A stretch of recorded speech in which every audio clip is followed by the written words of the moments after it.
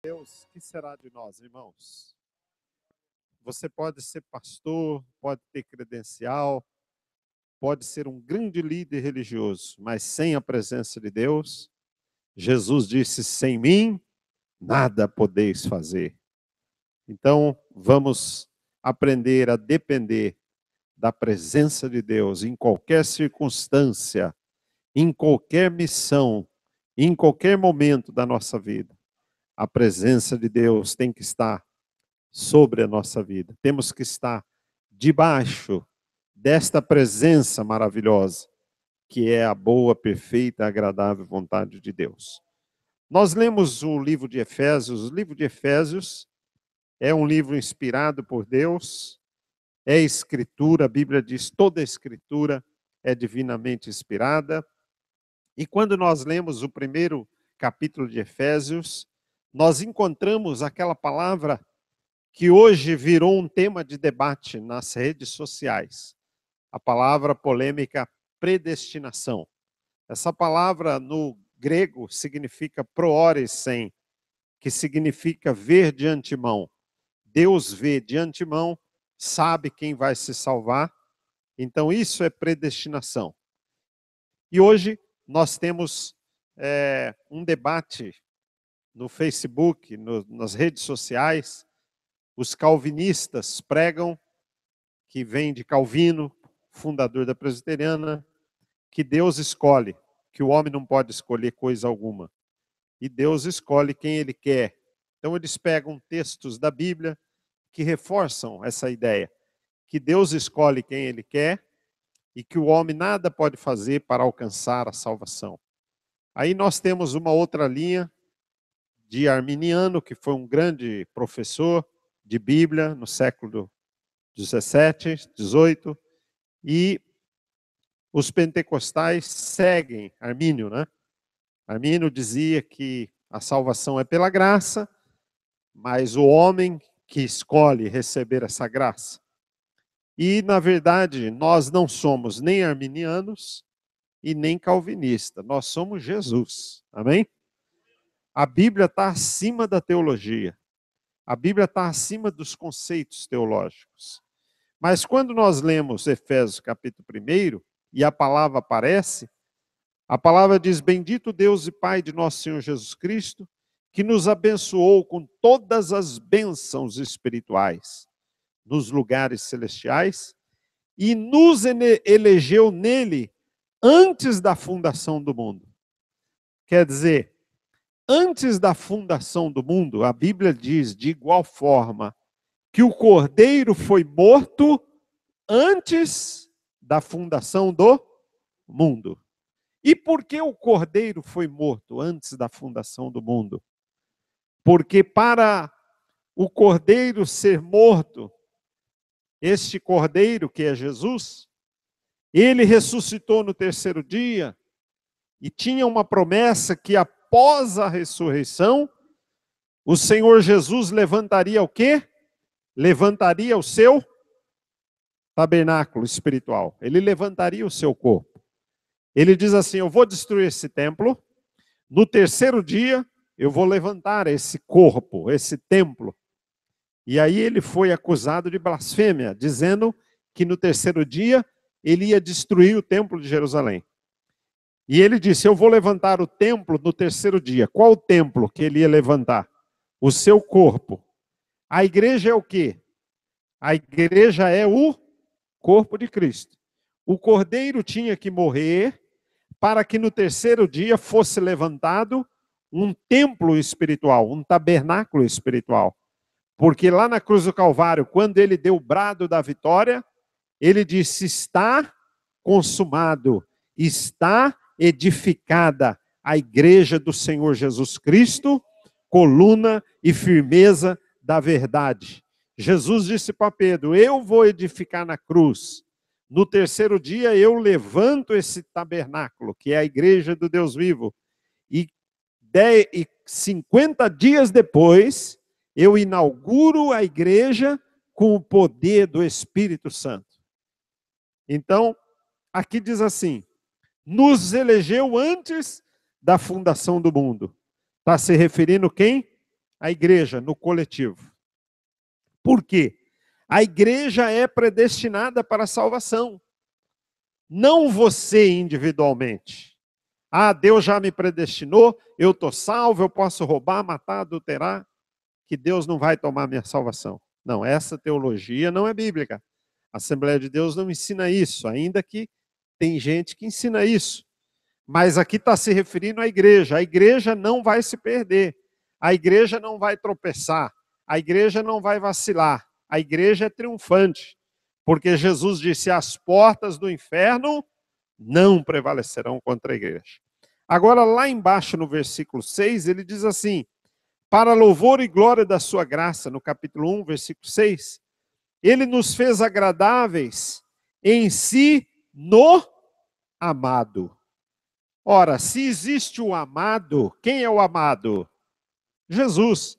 Se tem o amado, tem a amada. E quem é a amada? É a igreja. Então, quando ele está falando predestinação, ele está falando da igreja. E depois no versículo, o versículo 5 ele diz assim, Efésios 1 e 5, e nos predestinou para filhos de adoção por Jesus Cristo, segundo o beneplácito da sua vontade. Para que ele nos predestinou? Para louvor e glória da sua graça, e nos fez agradáveis em si no amado, porque existe a amada, que é a igreja. Então ele está falando da predestinação da igreja. E lá no versículo 10 ele diz assim, de tornar a congregar em Cristo todas as coisas. A palavra congregar vem de igreja, tabernáculo. Ele está falando que a igreja é predestinada. E depois ele repete novamente, no versículo 13 ele diz assim, em quem também vós estáis, depois de ouvirdes a palavra, o evangelho da salvação, e tendo nele também crido,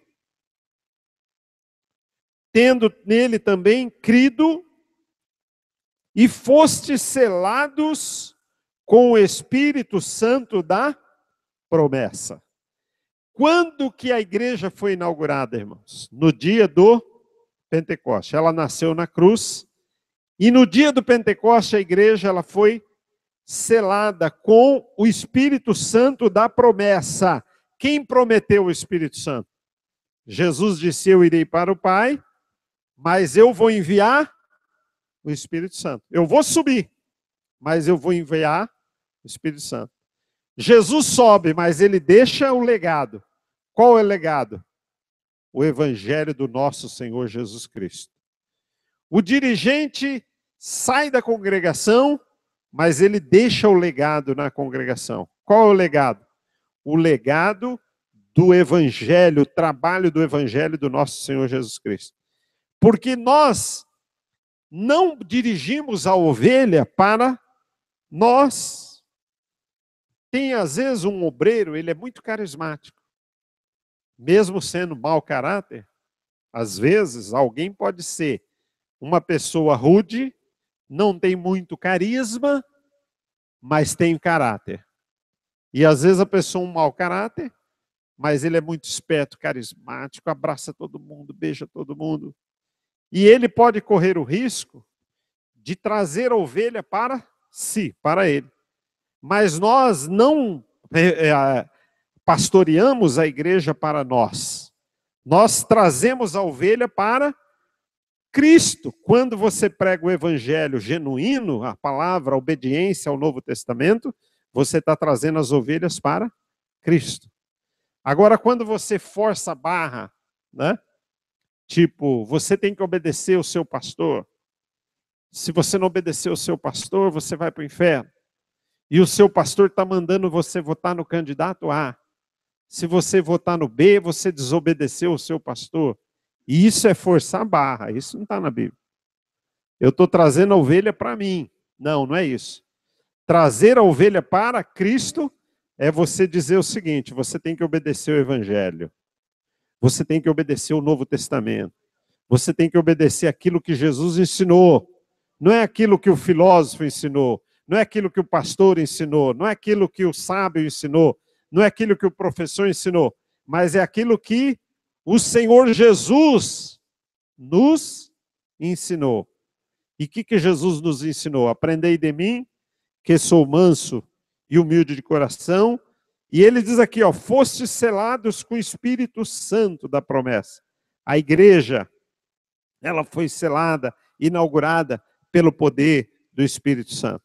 E no versículo 22, olha o que ele diz sobre predestinação. Sujeitou todas as coisas aos seus pés, e sobre todas as coisas o constituiu como cabeça da igreja.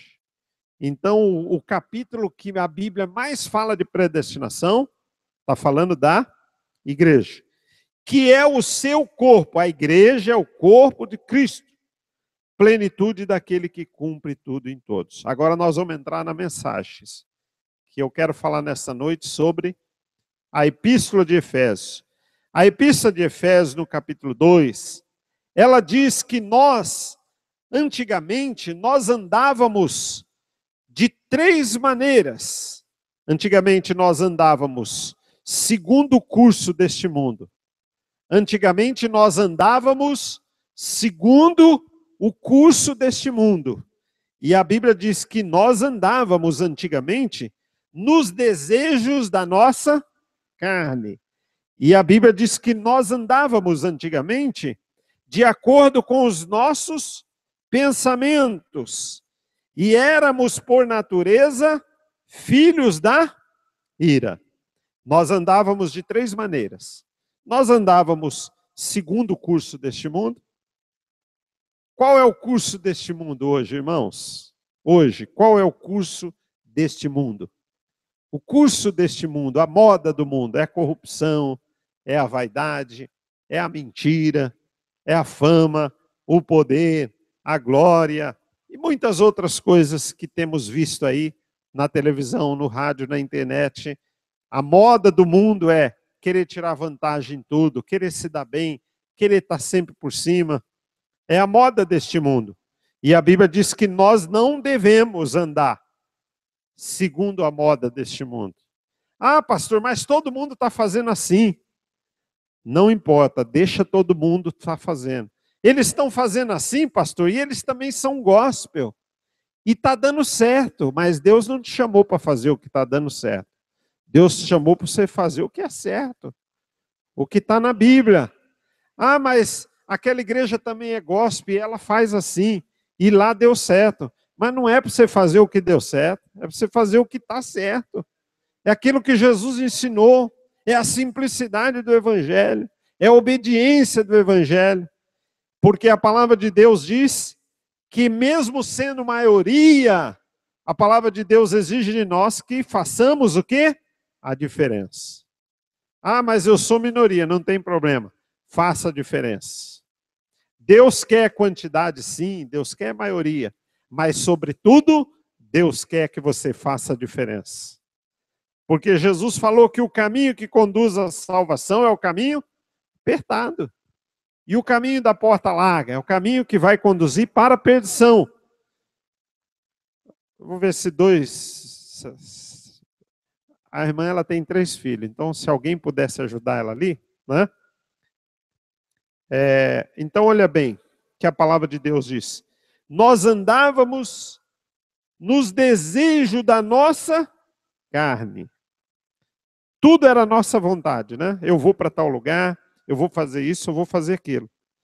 E nós também andávamos no desejo da nossa carne e dos nossos pensamentos. Eu vou fazer o que dava na nossa teia, na nossa cabeça, nós fazíamos. Mas a Bíblia diz que hoje não é mais assim. A palavra de Deus diz que hoje nós temos que andar como, irmãos? Temos que andar na graça de Deus. Porque a palavra de Deus diz assim: pela graça sois salvos, por meio da fé. Isso não vem de vós, é dom de Deus. Não vem das obras para que ninguém se glorie, porque fomos feitos sua, criados em Cristo Jesus. Nós somos criados para quê, irmãos? Para boas obras. os quais Deus preparou para que andássemos nelas. Então, diga para o irmão que está do seu lado, você foi chamado para andar na graça de Deus. Andando na graça, andando na fé. Nós só vamos vencer, irmãos, se nós andarmos debaixo da graça de Deus. E o que é isso, pastor? Andar debaixo da graça. É você confiar na graça de Deus. Não é confiar na sua religiosidade. Ah, eu vou guardar o sábado, Deus vai me salvar. Eu vou ser dizimista, em troca disso, Deus vai me salvar. Eu vou ser um bom religioso, em troca disso, Deus vai me salvar. Não. Andar na graça de Deus é você todo dia, você dizer, Senhor, eu confio na tua graça. Senhor, me guarda, porque eu sou carne, eu sou falho, e eu dependo da tua graça para me encaminhar na tua presença. Andar na graça de Deus é fazer como aquele homem que orou no templo, Senhor, tenha misericórdia de mim, que sou pecador e necessito da proteção da tua graça. Porque a Bíblia diz que a graça se manifestado trazendo salvação para todos os homens. Que nós somos salvos pela graça e não pelas nossas obras. E fomos salvos pela graça mediante a fé. Então a Bíblia diz que nós temos que andar na graça e temos que andar na fé. A Bíblia diz que aquilo que não é de fé é pecado. Às vezes o pregador está pregando e ele diz, Jesus vai curar. Tem crente que fala, vai curar nada. Vai curar nada. Jesus vai abençoar nada. A Bíblia diz que no deserto muitos não entraram na terra prometida porque não creram na promessa de Deus. Se você crê nas promessas bíblicas, Deus vai honrar a sua palavra na sua vida e as promessas bíblicas vão cumprir na sua vida. Se você ler a Bíblia e você confiar que vai acontecer na sua vida, Jesus disse, quem tiver fé, vai dizer para esse monte, saia deste lugar e vai para o outro lugar. A fé pode remover montanhas de problemas. A fé pode remover. A Bíblia diz que sem fé é impossível agradar a Deus, porque é necessário que aqueles que se aproximam dele creiam que ele existe e que é galardoador daqueles que o buscam. A Bíblia diz que sem fé é impossível agradar a Deus e diz que o justo viverá de bênção. É assim? O justo viverá de promessas. É assim que está na Bíblia? Então tem gente pregando outra coisa, porque o que nós temos visto, irmãos, em alguns lugares por aí, é o justo viverá de bênção, né? O justo viverá de promessa. O justo viverá de campanha. É assim que está na Bíblia? Como que está na Bíblia? O justo viverá da fé. Tem muita mensagem, irmãos, por aí, mensagens antibíblicas. Mensagens antibíblicas. Ainda tem muito homem de Deus que prega o evangelho genuíno. Eu vou dar um exemplo aqui de mensagem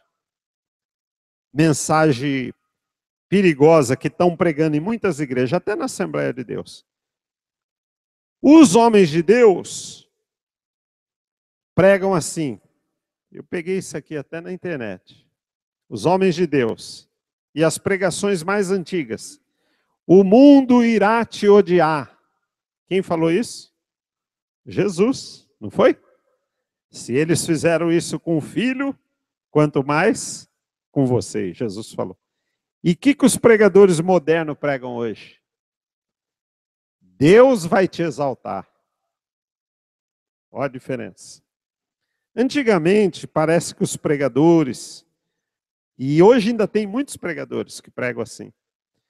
No mundo tereis aflições. Foi Jesus que falou isso. E hoje tem muito pregador moderno pregando assim. Deus vai te dar uma bênção. Deus vai te dar uma bênção. Deus só vai te dar bênção.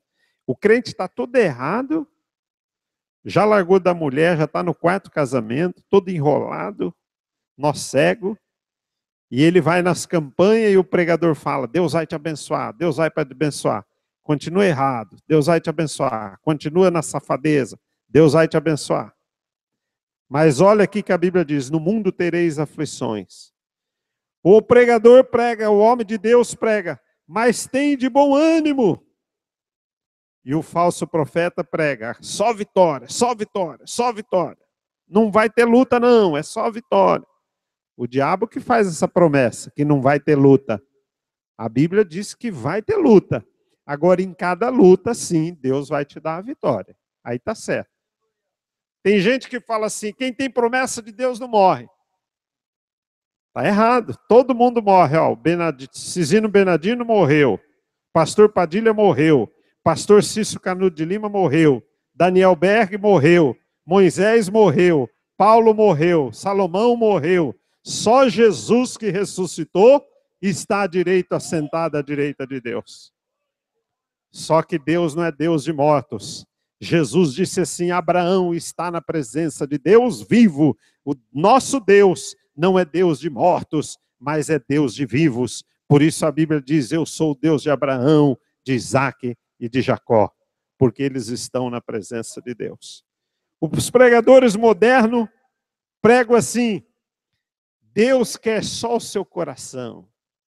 Mas os homens de Deus que têm compromisso com a palavra, eles pregam, negue-se a si mesmo, tome a sua cruz e siga-me. Os pregadores modernos pregam, Deus vai restituir tudo, Deus vai restituir 10 vezes mais. Mas o Senhor Jesus ensinou em Mateus, não ajunteis tesouro no céu, mas ajunteis tesouro na terra. Não ajunteis tesouro na terra, mas ajuntais tesouro lá no céu. Quando você ajuda alguém, você está ajuntando tesouro no céu. Os pregadores modernos, eles pregam, Deus vai realizar todos os seus sonhos. Os sonhos de Deus, eu não sei se Deus tem sonho, porque a Bíblia diz que Deus não dorme. Se ele não dorme, o sonho de Deus. Tem um monte de corinho, sonho de Deus para lá, sonho de Deus para cá. A Bíblia diz lá no Salmo 121, eis que não dormirá o guarda de Israel, e nem cochilará o Senhor. O Senhor é quem te guarda, o Senhor guardará os seus pés, guardará a tua entrada, a tua saída, desde agora e para sempre.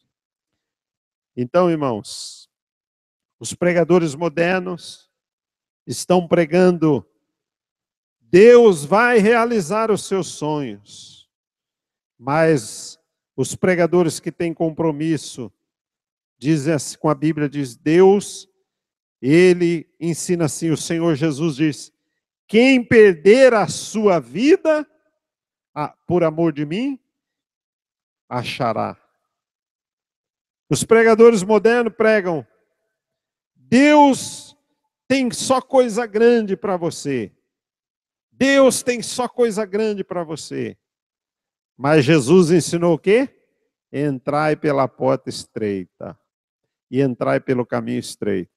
Você quer porta larga ou quer porta estreita? Se quer porta larga, você vai para o inferno. Se você quer caminho largo, você vai para o inferno, diz a Bíblia. Os pregadores modernos pregam, o melhor de Deus está por vir na sua vida.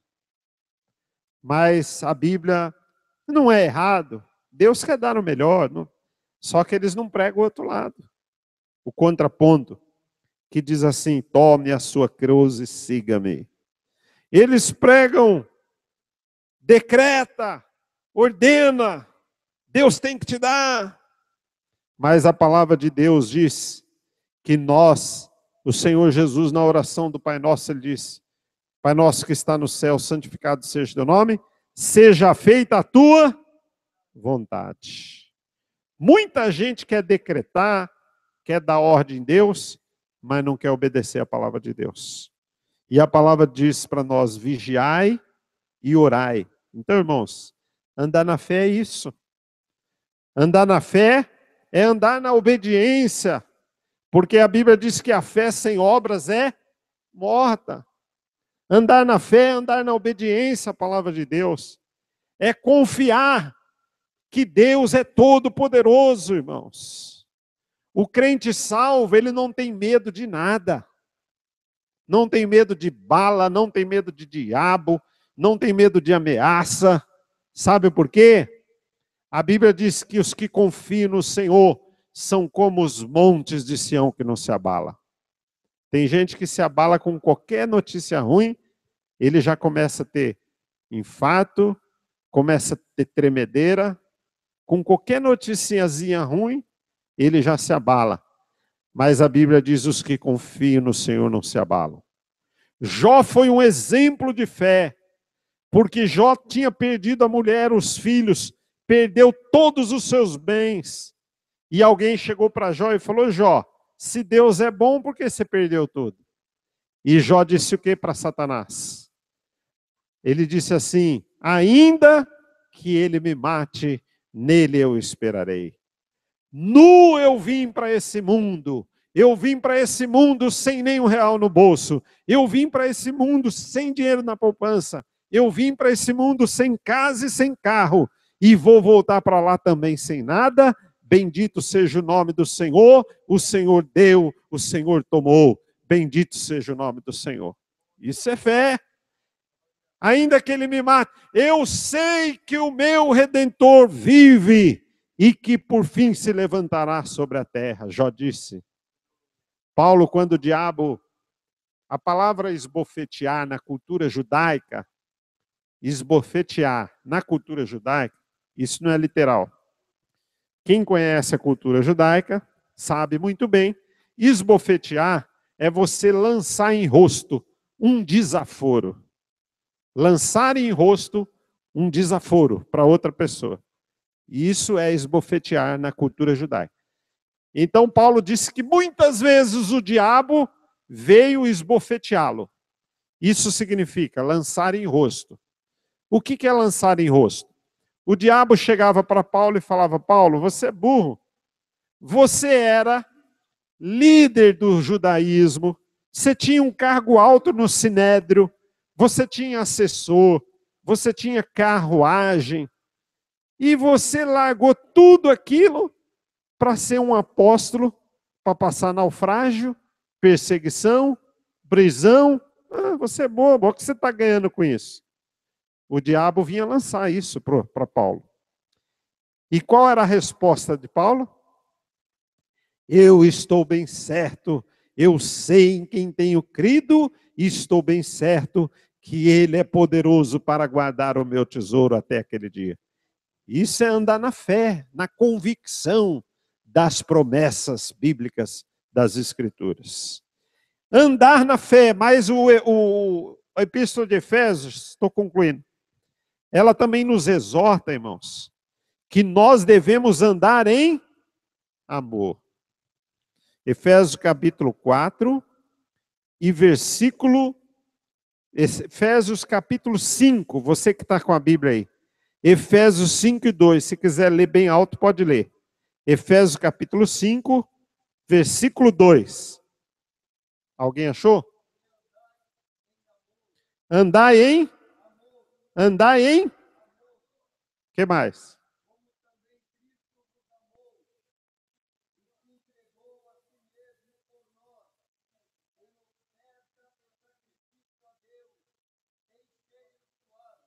Como que nós andávamos antigamente? Vamos voltar lá em Efésios.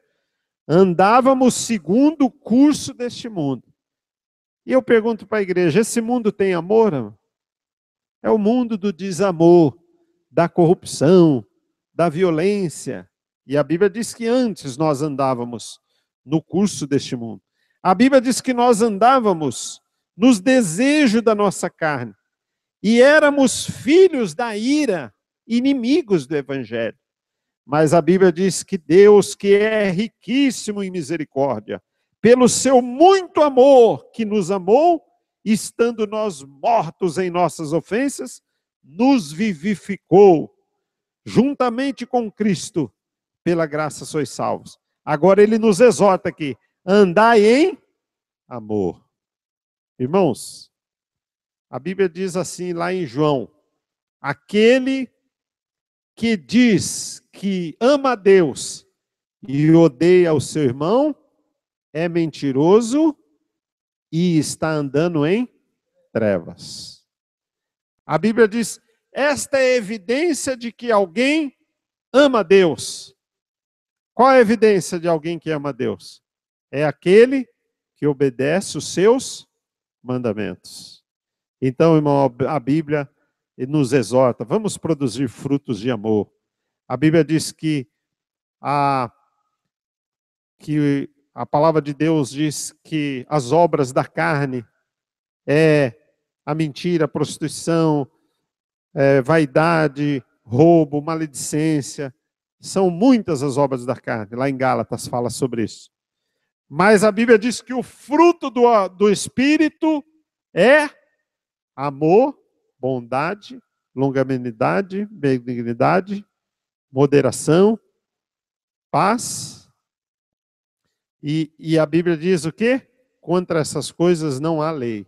Se você tem o fruto do Espírito, primeiro, o amor. A igreja foi edificada na base do amor. E as colunas do tabernáculo são a fé. E o teto é a esperança. Paulo disse, permaneça o amor, a fé e a esperança. Mas o maior dos três é o amor. Andai em amor como Cristo vos amou, perdoando uns aos outros, suportando uns aos outros em amor. E a Bíblia diz que nós temos que amar a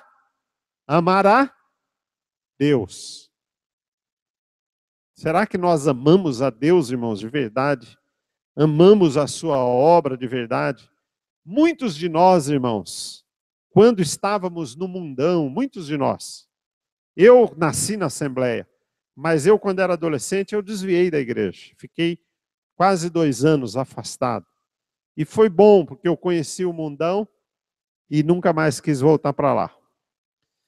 E muitos de nós, irmãos, quando nós estávamos no pecado, que nós éramos oprimidos por Satanás, nós dávamos tudo pelo diabo.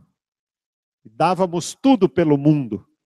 A pessoa que era macumbeiro, ele comprava vela preta, vela amarela, vela vermelha, comprava galinha preta, gastava R$1.000 para fazer um trabalho, ganhando um salário mínimo, mas gastava os R$1.000 porque o pai de santo mandou. Muitos de nós, quando éramos corintiano roxo, não é pecado você ser corintiano, pode ser, não tem problema. Mas muitos de nós, quando não éramos crentes, quando o Corinthians ganhava, o que nós fazíamos, irmãos? Tomávamos 12 garrafas de cerveja.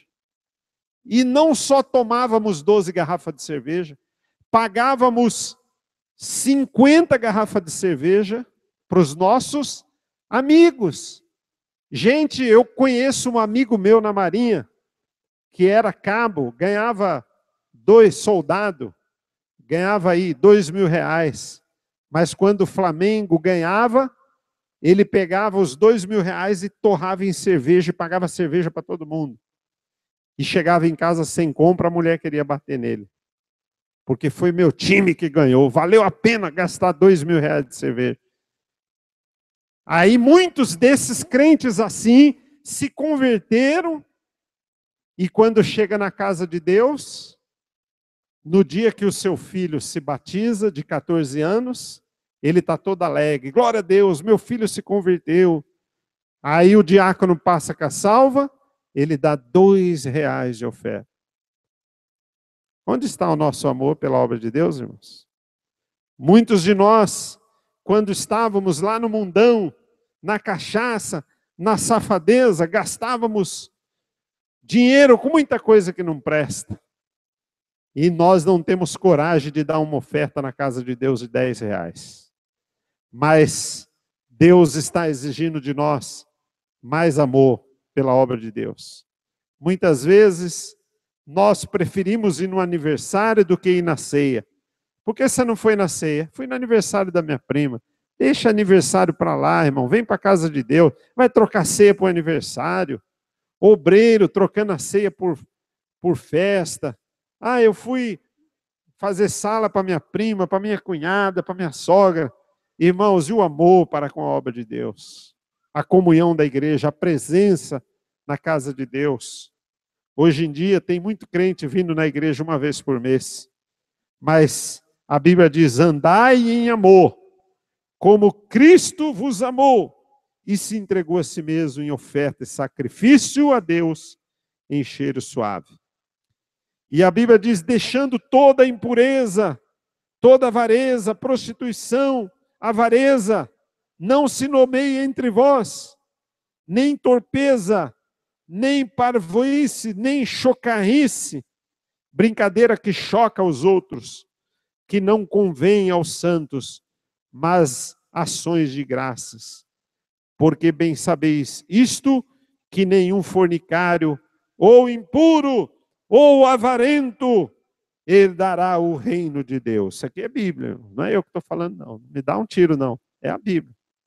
Uma vez eu falei lá em Prudente: você tem que perdoar a sua cunhada. Cheguei ali, uma irmã queria me bater. Falou: eu nunca vou perdoar a minha cunhada, porque ela não presta. Eu falei: então rasga a Bíblia. Eu não falei de mim, eu falei que estava na Bíblia, que você tinha que perdoar a sua cunhada. Então, irmãos, é a palavra de Deus que está falando conosco, comigo também. E o versículo 8 do capítulo 5 diz: porque noutro tempos éreis trevas, mas agora sois luz. Andai como filhos das trevas. Diga para o irmão que está do seu lado: andai como filhos da luz. Agostinho, ele era ateu, e ele era professor de filosofia e de ética. E ele era professor de ética de comportamento humano. Ele estudava muito sobre o caráter, comportamento humano, mas ele era ateu. A mãe dele era religiosa. E a mãe dele pregava, mas ele não queria saber de religião, de servir a Deus. E aí, um dia, a mãe dele deixou a Bíblia em cima da mesa. E quando ele olhou, ele leu Romanos capítulo 13, versículo 13. Ele leu assim: andemos honestamente, como de dia, na luz do dia, não em glutonarias, nem em bebedeiras, nem em desonestidade, nem em dissolução, nem em contendas ou invejas, mas revestivos do Senhor Jesus Cristo, e não tenhais cuidado da carne. Ele começou a chorar e se converteu só com esse versículo, Agostinho, e se tornou o maior ensinador de Bíblia, Agostinho, o maior ensinador de teologia no século IV, e deixou muitos ensinamentos maravilhosos. Sabe por quê? É o poder da palavra de Deus. Muitas vezes é uma palavra dura, mas é para te abençoar. E a Bíblia diz: esta é a palavra que recebemos dele. João diz que Deus é luz e não há nele trevas algumas. Se dissermos que somos religiosos, que amamos a Deus, mas estamos andando em trevas, nós mentimos e enganamos a nós mesmos. Mas se nós andarmos na luz, como ele na luz está, temos comunhão uns com os outros, e o sangue de Jesus Cristo nos purifica de todo pecado. Andando na luz. Para concluir, Efésios diz que nós devemos andar também no Espírito. Devemos andar no Espírito. Devemos andar no Espírito. Vivemos na carne, nessa carcaça, mas a Bíblia diz: devemos andar no Espírito. Não entristeceis o Espírito Santo de Deus, no qual estáis selados para o dia da redenção.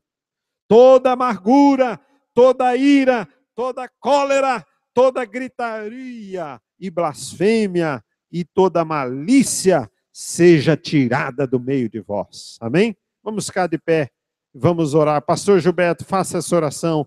Nós precisamos nos converter, todos nós, todo dia.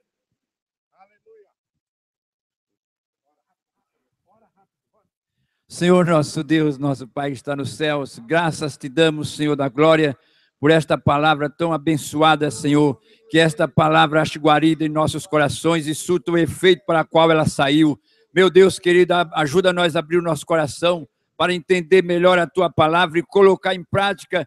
É o que nós precisamos, Senhor, de obediência e temor ao teu nome e andar em amor, como foi falado nesta noite. Senhor, nos dá da tua graça, opera em nossas vidas. Pelo amor do teu santo nome, nós te rogamos e suplicamos agora. Amém. Glória a Deus.